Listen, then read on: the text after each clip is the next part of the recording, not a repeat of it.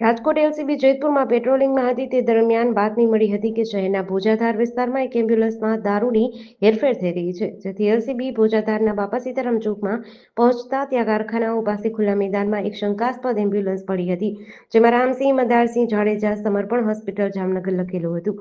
જે એમ્બ્યુલન્સની તપાસતા તેમાં એક જોરખાનું હતું, જે ખોલી તપાસમાં જુદી જુદી બ્રાન્ડની અંગ્રેજી બોટલની તેમજ ચપટા સહિતની કુલ 412 બોટલ તેમજ 210 નંગ બિયરના ટીન મળ્યા હતા, જે મળી કુલ 4,44,400 રૂપિયાનો મુદ્દામાલ પોલીસે કબજે કરી ઝડપાયેલા બે આરોપીઓમાંથી મુખ્ય આરોપી અજય કટારિયા છે, તે એમ્બ્યુલન્સનો ડ્રાઈવર છે, તેની સાથે રહેલ સુનિલ ધાધા જેતપુરનો રહેવાસી છે। બંનેની પ્રાથમિક પૂછપરછમાં એમ્બ્યુલન્સ ઉદયપુર રિપેરિંગમાં હતી, ત્યાંથી બંને આરોપીઓ દારૂ ભરીને આવતા હતા। આ દારૂનો જથ્થો ક્યાં લઈ જવાતો હતો અને કોને આપવાનો હતો તેની પોલીસે તપાસ શરૂ કરી છે।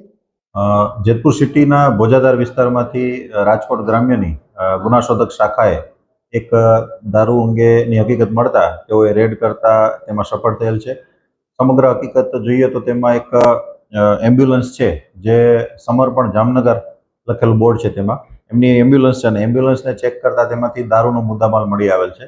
દારૂનો કુલ મુદ્દામાલ બિયર અને દારૂ એમ કુલ થઈને 1.25 લાખ જેવો મુદ્દામાલ થાય છે અને એમ્બ્યુલન્સની અને મોબાઈલ ફોન વગેરેની કિંમત ગણતા ટોટલ 4.25 લાખ રૂપિયા જેવો મુદ્દામાલ થાય છે।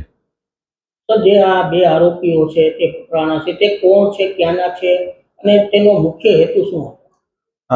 મુખ્ય આરોપી છે જે એ ભાવનગરનો છે, અજય ઉર્ફે એજે મનસુખભાઈ કંટારિયા, કે જે ભાવનગરનો રહેવાસી છે। તે આ જે એમ્બ્યુલન્સ છે તેમનો ડ્રાઈવર પણ છે અને મૂળ છોટાઉદેપુરથી જે આ મુદ્દામાલ લાવવામાં આવ્યો છે એમને ત્યાં બસમાં જઈ અને પછી આ જે એમ્બ્યુલન્સ છે ત્યાં રિપેરિંગમાં હતી કે એવું કંઈ અત્યારે પ્રાથમિક દ્રષ્ટિએ જણાવે છે, ત્યાંથી આ મુદ્દામાલ ભરી અને પછી અહીંયા આવતો હતો। અને અન્ય આરોપી છે સુનિલ પરસોત્તમભાઈ ગાંગા, જે જેતપુરનો રહેવાસી છે, એટલે ભોજાધાર વિસ્તારમાંથી એ ચેક કરતા એમાંથી મુદ્દામાલ મળતા આ કેસ કરવામાં આવેલ છે।